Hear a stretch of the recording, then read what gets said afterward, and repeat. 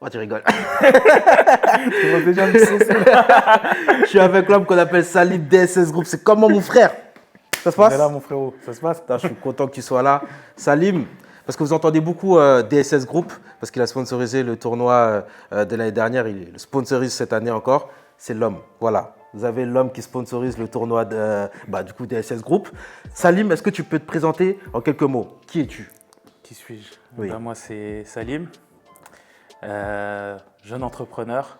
Donc, je suis à la tête du DSS Group. DSS Group, c'est plusieurs entreprises que j'ai créées. Tout d'abord, on a Black Ren Genève et Black Ren Dubaï. Donc, c'est des sociétés de location de voitures situées à Genève et à Dubaï. Ensuite, on a DSS Consulting Service, donc une société dans laquelle on propose des accompagnements personnalisés pour les personnes qui souhaitent investir en immobilier à Dubaï. Oui.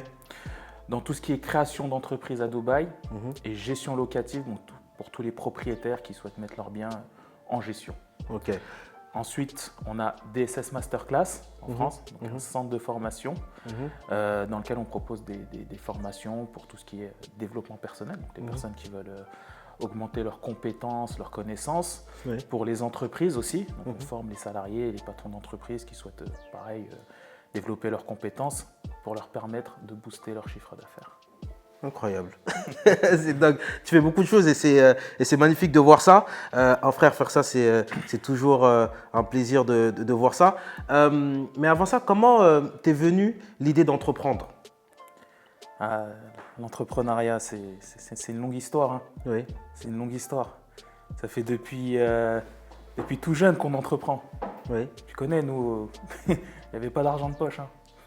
J'espère que tu vas pas faire comme la fouille de dire que vous avez fait un an sans autre. On va pas abuser de la Hesse. Mais on a connu la Hesse. Ouais, t'as connu la reste Voilà. ouais. Ok. Tu vois. À Genève, c'est ça? Ah, Genève, il n'y a pas la Hesse à Genève. Mais Nous, c'est t'étais où? Annemasse, Ah, côté t'étais à France. Annemasse. Autant Annemasse. pour moi. Annemasse, ok. Côté français. Ok. Donc, non, depuis tout jeune, voilà, on cherche l'argent. Tu vois, Ok. donc, toujours des petites idées comme ça Ouais. pour faire un peu d'argent. On a travaillé sur les marchés. Ouais. On a vendu des cartes de vœux Ouais. l'hiver quand c'était Noël, des calendriers. Ok.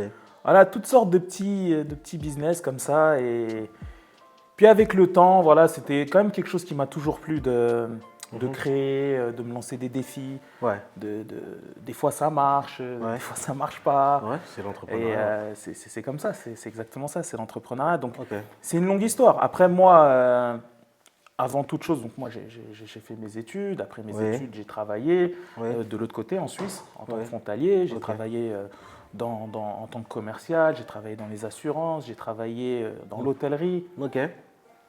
Mais ce qui m'a toujours plu, ce qui m'a toujours animé, c'était l'entrepreneuriat. C'était d'entreprendre, c'est la liberté que peut t'apporter l'entrepreneuriat, la reconnaissance que tu peux avoir derrière. Parce que si tu réussis, c'est grâce à toi. Et puis si tu échoues, c'est à cause de toi. Oui. Donc là, ça dépend que de toi. Et puis, dans l'entrepreneuriat, il y a aussi les opportunités que tu t'offres à toi-même et que tu peux aussi offrir aux autres. Ouais. Parce que tu crées de l'emploi, tu fais des partenariats, tu apportes quelque chose de par le business que tu proposes, le service que tu proposes. C'est peut-être quelque chose qui a une utilité réelle Ouais. pour les gens. Ouais. Donc moi, c'est toutes ces choses-là en fait qui me plaisent dans l'entrepreneuriat, qui m'ont amené là-dedans. Alors ça n'a pas toujours été facile. J'imagine, ouais. Ça n'a pas toujours été facile. Ok. Et tu as démarré avec quel business? Quelle a été ta première entreprise que tu as démarré? Ma première entreprise qui a fonctionné, ça a été Black Rent. Black Rent, ok. Location de voitures à Genève. Ok. Donc avant ça, j'ai essayé de faire de l'événementiel, ça n'a pas marché. J'ai essayé de faire du e-commerce, c'était compliqué. J'ai essayé de faire de la crypto-monnaie, j'ai perdu. Ouais. Voilà. Mais la vie d'un l'entreprise, entrepreneur, ouais. c'est ça. Donc non, Black Rent, c'est la première entreprise vraiment qui m'a propulsé dans le monde des affaires à Genève. Donc j'ai commencé tout en bas, avec une seule voiture. Et puis derrière, j'ai réussi à développer l'entreprise grâce surtout au marketing en fait. Grâce au marketing surtout parce que voilà, j'ai lancé mon agence avec une voiture, mais je louais peut-être une dizaine de voitures par week-end. Ok. Et ce que je faisais en fait, c'est que je faisais des partenariats avec d'autres agences de location de voitures pour qu'elles me mettent à disposition des véhicules et puis que moi derrière je puisse les relouer et puis gagner une commission. Ok. Donc, de fil en aiguille, ça m'a permis d'acheter une deuxième voiture, puis une troisième voiture, puis une quatrième, et puis après, me constituer une vraie flotte. Une vraie flotte. C'est incroyable. Donc, tu as commencé petit à petit. Au final, ça s'est agrandi et maintenant, tu as plusieurs véhicules jusqu'à atterrir à Dubaï. C'est ça. Donc, Dubaï, après, explique-nous. Dubaï, comment je me suis retrouvé à Dubaï? Moi, je suis un voyageur. J'aime beaucoup voyager. J'aime beaucoup découvrir nouvelles cultures, nouveaux pays. Et puis, j'aimais beaucoup Dubaï. Ouais. Et puis, en fait, il y a deux choses qui m'ont ramené à Dubaï. Déjà, première chose, c'est que j'aimais bien le cadre de vie de Dubaï, ce qu'il y avait. Puis j'ai vu qu'il y avait quand même beaucoup de loueurs de voitures, mais très peu de loueurs pour les personnes qui parlent français, parce que les francophones ont un problème, ils ne parlent pas anglais la plupart. Donc c'est difficile de se comprendre avec les personnes là-bas. Donc Oui. je me suis dit, c'est dommage quand même qu'il n'y ait pas un loueur français qui soit là, qui propose ça pour les Français, parce qu'il y a énormément de Français qui viennent à Dubaï. Oui. Et la deuxième chose, en fait, ce serait pour revenir à Black Rent Genève. C'est que moi, j'ai fait un marketing d'influence sur Black Rent Genève. Oui. J'ai beaucoup utilisé les influenceurs, Ok. ce qui m'a ramené une visibilité nationale. Ok. Donc j'avais des clients qui me demandaient des voitures depuis Paris, depuis Marseille, depuis Lille, depuis Bordeaux. Mais le problème, c'est que je n'étais pas en mesure de pouvoir répondre à cette demande. Ça t'attend, toi. Et c'était frustrant quand même de me dire c'est dommage, j'ai des clients là-bas, je ne peux pas leur louer parce que c'est pas rentable pour moi, c'est pas rentable pour eux, comment je peux faire? À ce moment-là, c'est soit j'ouvre des agences un peu partout, mais à ce moment-là, forcément, il faut la logistique qui va avec, il faut les fonds qui vont avec, Oui. il faut que derrière ça suive. Oui. Donc c'est compliqué. Et je me suis dit non, en fait, il faudrait que je sois à un endroit où toutes ces personnes, elles viennent. Waouh. Et c'est là où je me suis dit, si je fais la même chose à Dubaï, tous les Français, et pas que les Français, toute la planète vient à Dubaï. Fort. Et à ce moment-là, je n'ai pas besoin d'être partout, parce que c'est eux qui vont venir à moi quand ils auront besoin de moi. Bien sûr. Et c'est là où je me suis dit, il faut que je me lance à Dubaï. Et je me suis lancé à Dubaï. Ça fait En combien de temps? 2019. En 2019, donc juste avant le Covid. Ouais. Donc j'ai utilisé la même stratégie dès le début. J'ai pris des grosses têtes, des grosses célébrités, comme Karim Benzema, comme Oui.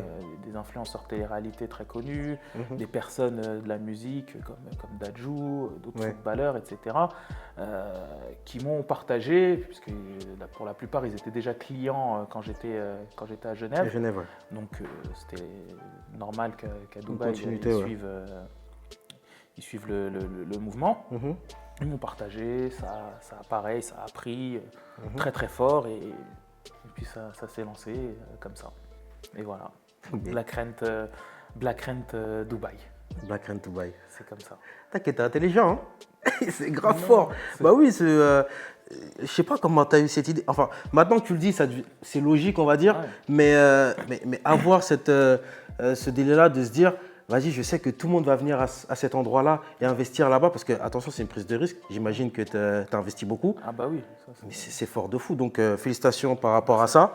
Ça fait 2 ans maintenant que tu es le sponsor principal du tournoi, je dis tournoi DSS alors que DSS c'est toi, du tournoi DSS Group.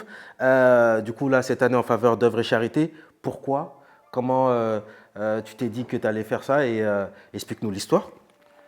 L'histoire, c'est un peu la même que tout le monde. Hein. Ouais. On a tous vu ce que tu faisais. Ouais. On a vu ça de loin. Ouais. Et puis, nous, on voit vraiment au-delà du côté, ouais, c'est marrant et tout, tu sais, on voit le truc, on voit vraiment que c'est un truc réel avec un vrai potentiel. Avec un vrai potentiel, parce que c'est quelque chose qui fédère, qui rassemble du monde. Ouais. Et on est tous quand même un peu attachés à notre culture, à notre communauté, tu vois. Et si on peut trouver des occasions comme ça pour déjà, de faire une bonne action pour la communauté, envers une association, pour le pays, pour ces choses. Déjà, ça, c'est magnifique. Oui. Mais si en plus de ça, on peut faire quelque chose qui rassemble la communauté, c'est encore mieux. Ouais. Parce que on est une grande famille en fait. Bien sûr. Tu vois, les Dirango, on est une grande famille. On est tous le cousin de quelqu'un, tu vois. Totalement. Et c'est dommage parce que finalement, on est beaucoup, Ouais, mais on ne se connaît pas. fort. Tu vois ce que je veux C'est dire? exactement ça. Ouais. On ne se connaît pas. Mhm. Tu vois, parce qu'on n'a pas l'occasion de se voir souvent. Tout le monde est un petit peu pris dans sa vie, dans son travail, dans son business, dans sa vie de famille, etc. Alors qu'en vrai, on est beaucoup et on devrait passer plus de temps ensemble, partager plus de choses ensemble. Parce que moi, le fait de sponsoriser pour la première année ce tournoi, j'ai découvert des trucs que j'imaginais même pas. En fait, des personnalités que je pensais qu'ils existaient, qu'il n'y avait pas dans notre communauté. On a des sœurs, mais elles sont incroyables. Ouais. Tu vois, elles sont... Mais vraiment, tu vois. Clairement. J'ai découvert qu'on avait des sœurs, elles sont dans l'entrepreneuriat, elles sont très intelligentes, elles font des choses très utiles. Ouais. On a des frères qui sont dans le business, qui ont des sociétés importantes. Et en fait, on est une communauté où si on se donne la force, on est ensemble, déjà la base c'est de se connaître, mais une fois qu'on se connaît, ben, on peut faire des choses ensemble. Bien sûr. Et tu peux élever ton frère, tu peux élever ta sœur, Ouais. tu vois. Et ça, c'est des choses qui, pour moi, valent plus que l'argent. Ça vaut plus que l'argent parce que là, c'est limite un héritage qu'on laisse pour plus tard. Totalement. Et c'est là-dedans, en fait, que j'ai vu l'opportunité. C'est là-dedans, enfin, j'ai vu l'opportunité du fait de rassembler, mais j'ai vu le résultat là-dedans en me disant, ouais, c'est vraiment quelque chose à faire et à perpétuer. Ouais. Parce que, bah, déjà, c'est une entraide entre nous, c'est une entraide envers les associations et c'est aussi un héritage pour nos enfants parce que si c'est un événement qui perdure des années, ben nos enfants aussi vont se connaître entre eux et ils vont passer du temps ensemble. Et tu vois, c'est un bien pour nous. On est en France, pour la plupart, ben il y en a qui vont pas souvent au bled ou on est tous un peu éparpillés aux quatre coins de la France. Chacun dans son coin. Ouais. On est là face à un tournoi caritatif comme ça qui va nous permettre de faire du bien. Il n'y a que du bien à faire là-dedans. Du coup, le fait que ce soit un tournoi caritatif, est-ce que ça a pesé dans la balance? Est-ce que c'était important aussi pour toi de sponsoriser ce tournoi parce que c'est un tournoi caritatif? C'est la base. Ouais. C'est la base en fait. Ce tournoi, il ne serait pas ce qu'il est et il n'aurait pas la même saveur s'il n'y aurait pas ce côté caritatif. Bien sûr. Parce que derrière, on se bat tous pour une noble cause. Ouais. L'année dernière, c'était pour les orphelins de Guinée. Oui. Cette année, c'est pour œuvre et charité. Oui. Et dans tous les cas, ben, c'est la Guinée qui gagne. Ouais. Et c'est les démunis qui gagnent. Totalement. Et tout ça, c'est des bonnes actions ben, qui joueront pour nous dans notre balance. Clairement.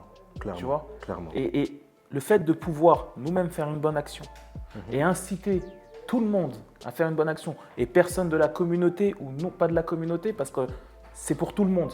Okay. Ben, c'est ça qui est vraiment important. Le foot, c'est fédérateur, ça rassemble, mais si on peut justement utiliser ce moteur pour pouvoir faire des choses nobles et réellement utiles derrière, on a tout gagné. Clairement. Et c'est comme ça que je vois la chose. Très touchant, ton discours. Non, c'est fort ce que tu dis. Et puis, comme tu as dit, c'est le message derrière, il est très, très important. Unis pour la bonne cause. C'est ça. Un mot de la fin? Un mot de la fin, écoutez, c'est la 3e édition du tournoi. La 2e où le DSS Group est là. Cette année, c'est œuvre et charité. On espère vous voir très nombreux et très nombreuses pour cette édition qui s'annonce encore meilleure que les précédentes. Cette année, on n'a pas 4, mais 6 équipes. Ouais.